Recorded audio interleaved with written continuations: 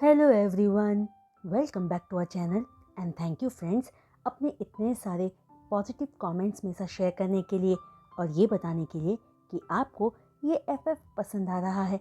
और मैं उन सभी से दोबारा कहना चाहती हूँ जिन लोगों ने कमेंट किया है कि मैं पेंडिंग एफएफ्स कंप्लीट कर दूँ, तो उन सब के लिए मैं आखिरी बार बता रही हूँ कि प्लीज़ गाइस, मैं वो दोनों एफएफ्स अभी कंप्लीट नहीं कर सकती हूँ क्योंकि don't be so nice to me की ऑथर ने आगे के चैप्टर्स अपडेट ही नहीं किए हैं और माय बेटर हाफ की ऑथर ने अपना वॉटपैड अकाउंट डीएक्टिवेट कर दिया है। तो इन दोनों ही केसेस में मैं वो दोनों एफएफ्स कंप्लीट नहीं कर सकती हूँ, लेकिन जैसे ही जो भी ऑथर अपने एफएफ को अपडेट करेंगी मैं वो एफएफ आप सबके साथ कंटिन्यू कर दूंगी। ओके, और जो कोई भी चैनल पर नए आ रहे हैं उनसे रिक्वेस्ट है कि प्लीज़ चैनल को सब्सक्राइब भी कर लीजिए।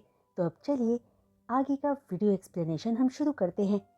लास्ट पार्ट में हमने देखा था कि कैरेमन यीबो से पूछती है कि क्या यीबो जाओ लिंग से ही शादी करेगा, जिस सवाल पर यीबो स्माइल करते हुए अपनी चेयर पर रिलैक्स होकर बैठ जाता है क्योंकि वो समझ गया था कि उसकी मॉम यीबो से इस टॉपिक पर डिस्कशन करना चाहती थी। इसलिए यीबो अपनी मॉम से पूछता है कि वो ऐसा क्यों पूछ रही हैं, क्या वो चाहती है कि यीबो ली यिंग से ही शादी करे। जिस पर कैरेमन अम्यूज्ड टोन में कहती है कि यीबो की मैरिज करने की एज हो चुकी है और वो इसलिए ये पूछ रही हैं क्योंकि ली यिंग अब तक की यीबो के साथ रहने वाली लॉन्गेस्ट गर्लफ्रेंड है। जिस पर यीबो कहता है कि हाँ, उन्हें ऑलमोस्ट 1 ईयर होने वाला है साथ में रहते हुए और ली यिंग तो उनकी फर्स्ट एनिवर्सरी भी सेलिब्रेट करने वाली है। जो कहकर यीबो अपनी मॉम से पूछता है कि तो फिर क्या मॉम ली यिंग को अपनी फैमिली के लिए अप्रूव करती हैं। जो पूछकर यीबो अपनी मॉम के रिप्लाई का वेट करता है। तभी कैरेमन यीबो को देखकर कहती है कि यीबो को अपनी फैमिली के लॉ के बारे में अच्छे से पता है, जो वो सारे आज तक अपनी फैमिली में अपने लिए वाइफ या हस्बैंड चुनने के लिए फॉलो करते आए हैं कि वो पर्सन गरीब हो या अमीर इससे कोई फर्क नहीं पड़ता, लेकिन वो क्लीन होना चाहिए। और ली यिंग उस क्राइटेरिया में फिट होती है या नहीं वो तो यीबो ही पर्सनली जानता होगा। वैसे कैरेमन को जाओ ली यिंग से कोई प्रॉब्लम नहीं है क्योंकि वो जो सोशल वर्क करती है उससे कैरेमन बहुत इम्प्रेस है। बस कैरेमन को ये पसंद नहीं है कि वो अपने सोशल वर्क को मीडिया के सामने करती है ताकि सबको पता लगे कि वो रूरल एरिया में रहने वाले बच्चों के लिए क्या करती है। साथ ही कैरेमन को पॉलिटिक्स से नफरत है, जो सुनकर यीबो कामली कहता है कि ये सब पॉलिटिक्स ही है। ली यिंग का सोशल वर्क करना उसके डैड को इलेक्शन जीतने में हेल्प करेगा और वैसे भी यीबो अभी मैरिज करने के बारे में नहीं सोच रहा है।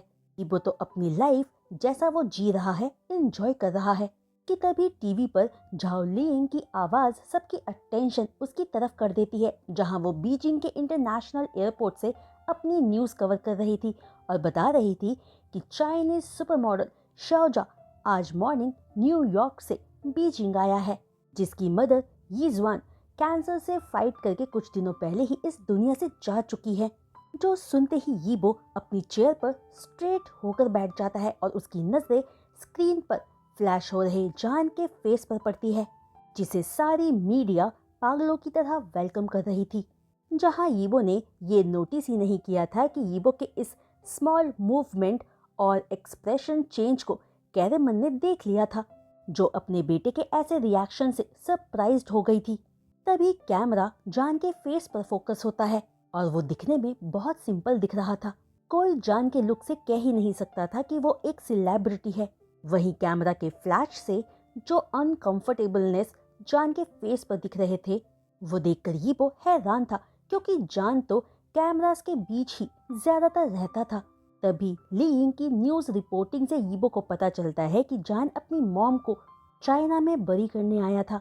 कि तभी एक रिपोर्टर जान से पूछता है कि क्या यहाँ चाइना में कोई जान का रिलेटिव है, जिसका रिप्लाई जैन जिन देता है कि सिर्फ जान की मॉम ही अकेली उसकी फैमिली और रिलेटिव थी और अब वो चोंगचिंग जा रहे हैं जान की मदर के रिमेनिंग्स को बरी करने के लिए। तभी यीबो नोटिस करता है कि जान लोगों की भीड़ में ठीक से सांस भी नहीं ले पा रहा था, जो देखकर एक अनजाने इमोशंस से यीबो अपने मन में सोचता है कि ये सारे रिपोर्टर्स कितने इनकंसीडरेट हैं, जिन्हें देखकर यीबो का मन उन सब रिपोर्टर्स को उनके नेक से पकड़कर जान से दूर करने का कर रहा था, क्योंकि यीबो के हिसाब से इस वक्त जान को प्राइवेसी की जरूरत थी। जहां खुद अपने ही थॉट्स से यीबो हैरान था कि वो जान से सिंपैथी क्यों रख रहा था। तभी न्यूज खत्म होते ही कैरेमन टीवी ऑफ करके यीबो से पूछती है कि क्या ये शाओजा वही नहीं है जिससे यीबो न्यूयॉर्क में मिला था? ये वही मॉडल है ना जो यीबो की कजन के फियांसे के साथ पाया गया था? जिस पर यीबो साइलेंटली अपना सिर हाँ में हिला देता है। जो बात कंफर्म होते ही कैरेमन गुस्से में कहती है कि पता नहीं क्यों उस जेफरी ने जी को धोखा देकर इस मॉडल को चुना। अब ये मॉडल चाइना क्यों आया है? इसे अपनी मॉम को अमेरिका में ही रखना चाहिए था। यहाँ तो कोई उसका रिलेटिव भी नहीं है। जिस पर यीबो अपनी मॉम के गुस्से को शांत करते हुए कहता है कि क्या पता यही उसकी मॉम की लास्ट विश हो। तभी लाइब्रेरी से बाहर जाते हुए कैरेमन कहती है कि यीबो ध्यान रखे कि जी और ये जान आपस में ना मिल पाए, क्योंकि कैरेमन जी को पुरानी बात याद करके दुखी होते नहीं देखना चाहती है। जिस पर यीबो अपने दांत पीसते हुए कहता है कि वो ऐसा होने भी नहीं देगा और फिलहाल जी सिंगापुर में है। वहीं जब तक वो वापस आएगी ये शाओजा वापस भी जा चुका होगा। फिर टाइम स्किप होता है और इस वक्त जान एक मैन मेड पॉन्ड में तैर रही फिशेस को कामली देखे जा रहा था और पार्टी हॉल से आ रहे म्यूजिक के शोर से दूर जाना चाहता था। दरअसल जान चेंग पेंग फू को इस पार्टी में आने से मना ही नहीं कर पाया था, क्योंकि वो ही जान के मेंटोर थे। जान 18 साल का था जब जान ने चेंग पेंग के डिजाइन के कपड़ों की पहली बार मॉडलिंग की थी और जान चेंग पेंग का फेवरेट था। वहीं जान बहुत क्वाइट, शाय और सबमिसिव था, लेकिन जब काम की बात आती थी तो रैंप पर चलते हुए जान बहुत कॉन्फिडेंट और प्रोफेशनल दिखता था। वहीं 2 हफ्तों पहले जान जब चाइना आया था तो जान ने सोचा ही नहीं था कि एयरपोर्ट पर सब उसी का वेट कर रहे होंगे और उसे पहचान लेंगे। पर बाद में जान को पता चला था कि जेनजिन ने सीक्रेटली चाइना में जान के अराइवल की न्यूज़ दे दी थी, जिसके बारे में जान को पता ही नहीं था। इसलिए एयरपोर्ट पर इतनी मीडिया को देखकर जान सरप्राइज रह गया था और अगर जाओ चेंग जान को पिक करने ना आया होता तो जान समझ ही नहीं पा रहा था कि वो कैसे मीडिया को मैनेज करे। जाओ चेंग जान को फौरन भीड़ से बचाकर अपनी कार की तरफ ले गया था और जेनजिन को बुरी तरह से डांटा था जब वो जान को जाने से रोक रहा था और जान से मीडिया को फेस करने के लिए कह रहा था। जिसके बाद सबने मिलकर यीजुआन को चोंगचिंग में बरी किया था, लेकिन जेनजिन की वजह से पूरे चाइना को जान के वापस आने की न्यूज़ मिल चुकी थी। जान अपने ही ख्यालों में था कि तभी चेंग जान के पास आते हुए कहता है कि जान यहाँ है और वहाँ चेंग पेंग जान को हर जगह ढूंढ रहा है। जो सुनकर जान पलटकर चेंग की तरफ देखकर स्माइल करता है, क्योंकि चेंग अब वो आखिरी इंसान जान की लाइफ में था जो जान को बहुत प्यार करता था। चेंग 30 इयर्स का एक हैंडसम मैन था और चेंग की खातिर जान पूरी कोशिश कर रहा था कि वो मीडिया से उनका रिलेशनशिप छुपा कर रखे, वरना चेंग की लाइफ खराब हो सकती थी और ना ही जान अपने और चेंग के रिलेशनशिप को खराब होते देख सकता था। मीडिया बेशक जान के बारे में कुछ भी कहे, जान को फर्क नहीं पड़ता था, लेकिन जान जाओ चेंग की फैमिली के खिलाफ कुछ गलत मीडिया को लिखने का मौका नहीं देना चाहता था। दरअसल जान के ऊपर चेंग की फैमिली का कर्ज था 7 साल। पूरे 7 सालों के लिए चेंग और चेंग की मॉम ने जान को अडॉप्ट करके उसका ख्याल रखा था। फिर यीजुआन आकर जान को अपने साथ ले गई थी और जान ना चाहते हुए भी अपनी मॉम के साथ चला गया था, जिसके बाद से जान की मॉडलिंग का करियर स्टार्ट हो गया था। वहीं कई बार चेंग जान से मिलने भी आया था, पर यीजुआन ने कभी चेंग को जान से मिलने ही नहीं दिया था और ना ही बात करने का मौका दिया था। कि तभी चेंग जान को उसके ख्यालों से बाहर लाते हुए पूछता है कि जान चेंग को ऐसे क्यों घूर रहा है, क्या चेंग के सींग निकल आए हैं?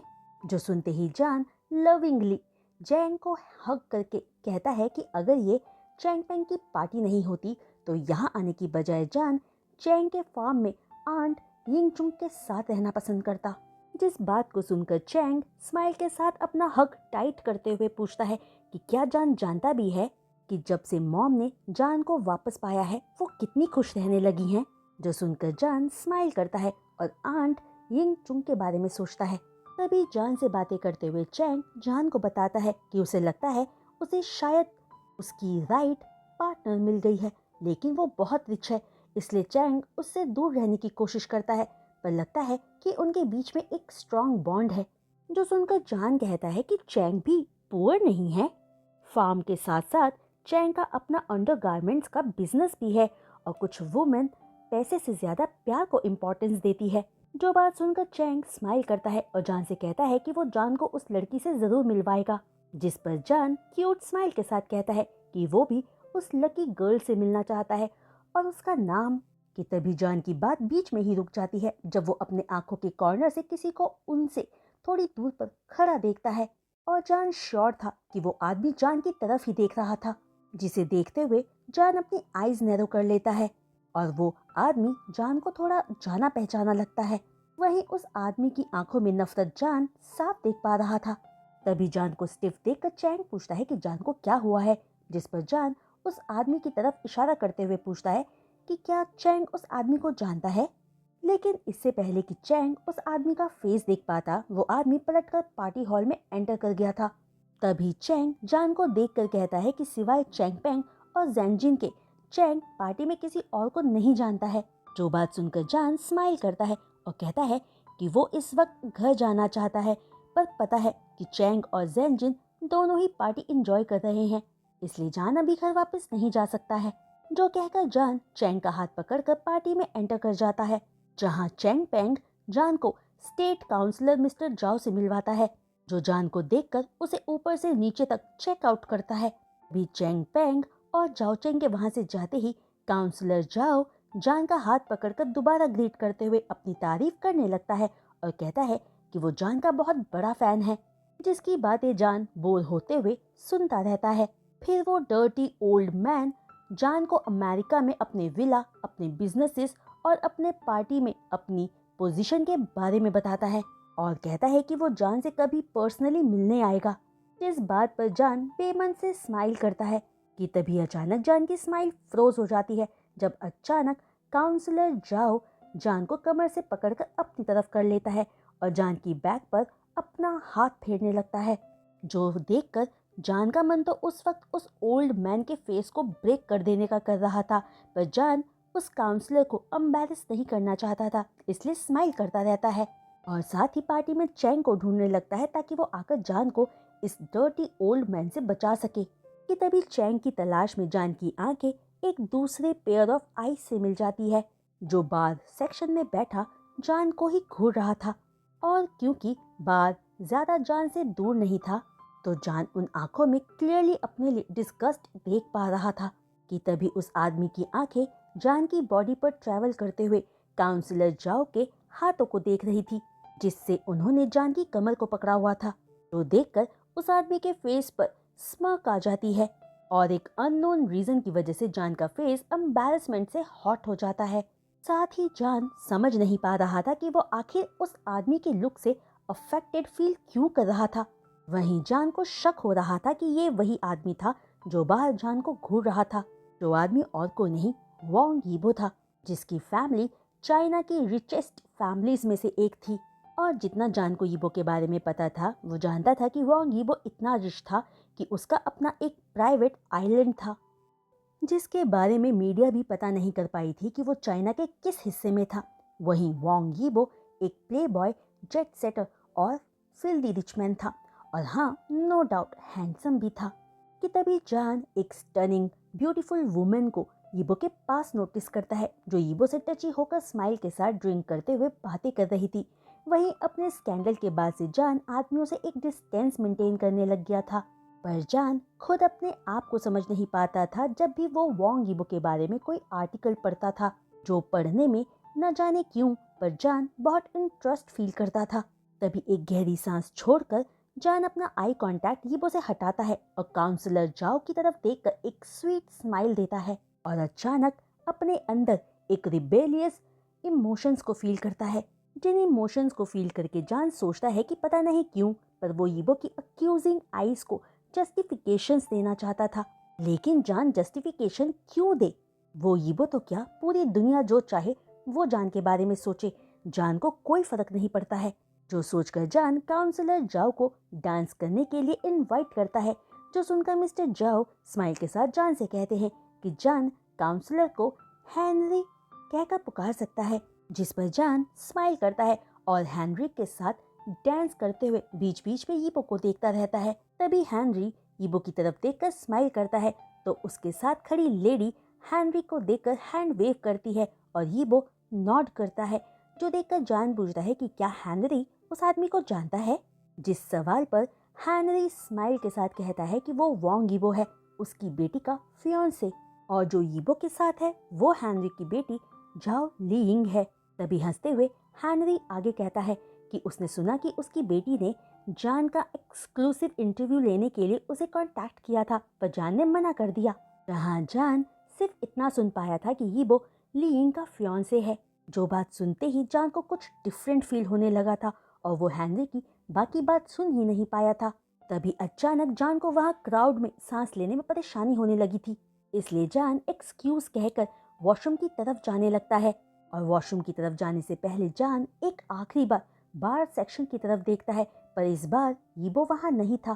तो देखकर जान चैंग को ढूंढने लगता है ताकि वो घर जा सके। तभी चैंग को ढूंढते हुए जान बाहर ओपन एरिया की तरफ आ जाता है, पर चैंग वहाँ भी नहीं था। वो एरिया थोड़ा सुनसान था। जो देखकर जान जैसे ही वापस अंदर जाने के लिए मुड़ता है किसी से टकरा जाता है और उस आदमी के हाथ की शैंपेन जान की शर्ट पर गिर जाती है। जो देखकर वो आदमी अपॉलोजेटिक टोन में कहता है कि वो सॉरी है और नहीं जानता था कि उसे यहाँ कोई मिल सकता है। लेकिन जान का ध्यान उस आदमी की अपॉलोजी पे कम और अपने कपड़ों पर ज्यादा थी, जिसकी शर्ट शैंपेन गिरने की वजह से सी थ्रू हो गई थी और जान की बॉडी ड्रिंक की ठंड फील कर रही थी।